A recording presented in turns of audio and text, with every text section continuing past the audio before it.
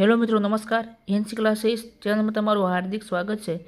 તો મિત્રો, ખાસ કરીને તમે અમારી એનસી ક્લાસીસ ચેનલમાં નવા હોય અને હજી સુધી આપણી એનસી ક્લાસીસ ચેનલને સબસ્ક્રાઈબ ન કરી હોય તો મિત્રો સબસ્ક્રાઈબ કરવાનું ભૂલતા નહીં.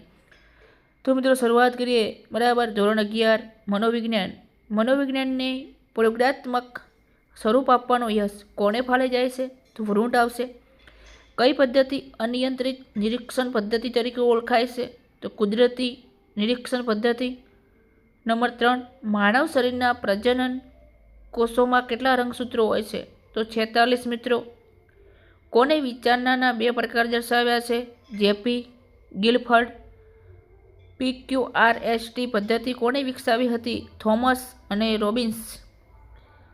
આગળ મિત્રો, નંબર 6, શીખવાની માહિતીને થોડા સમય શીખવી એટલે શું?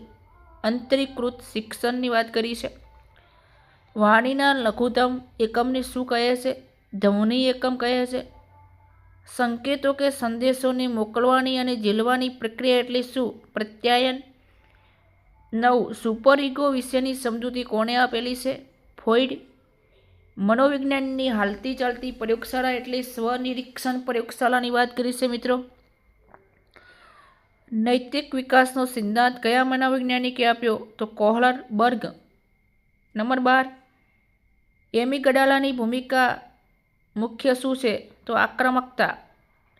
ટૂંકા ગાળાની સ્મૃતિ ક્ષમતા કેટલી હોય છે? 20 થી 30 સેકન્ડ. ભાષાની વ્યાખ્યા આપો. ભાષા એ પ્રતીકો તંત્રના આધારે મૌખિક અને લેખિત જે સંકેતોમાં રચાયેલા પ્રત્યાયનનું સ્વરૂપ છે.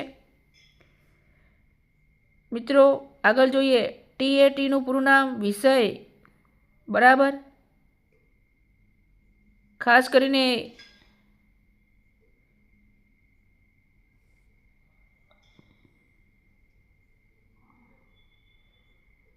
જે અધિપ્રત્યક્ષ કસોટીની વાત કરી છે. વિષય અધિપ્રત્યક્ષ કસોટીની વાત કરી છે. પછી મિત્રો, આ એમબી પ્રશ્નો છે. બરાબર, ખાસ કરીને આ એકવાર અવશ્ય જોવાનું ચૂકતા નહીં. બહુ તમને પરીક્ષાની અંદર આઈએમબી થશે. ફકરા ઉપરથી પણ હવે આ લોકોએ જવાબ આપણને નીકાળ્યા છે.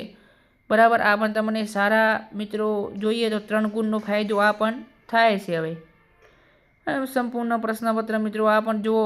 તમને ફરી 34માં પણ 5 પ્રશ્નો આપેલા હશે. એમાં પણ તમારે ફકરા ઉપરથી જવાબ આપવાના છે જે આપણે અહીંયા આપ્યા છે. તો મિત્રો, ચેનલમાં નવા હોય તો લાઇક, શેર અને સબસ્ક્રાઈબ કરવાનું ભૂલતા નહીં. જય હિન્દ, જય ભારત.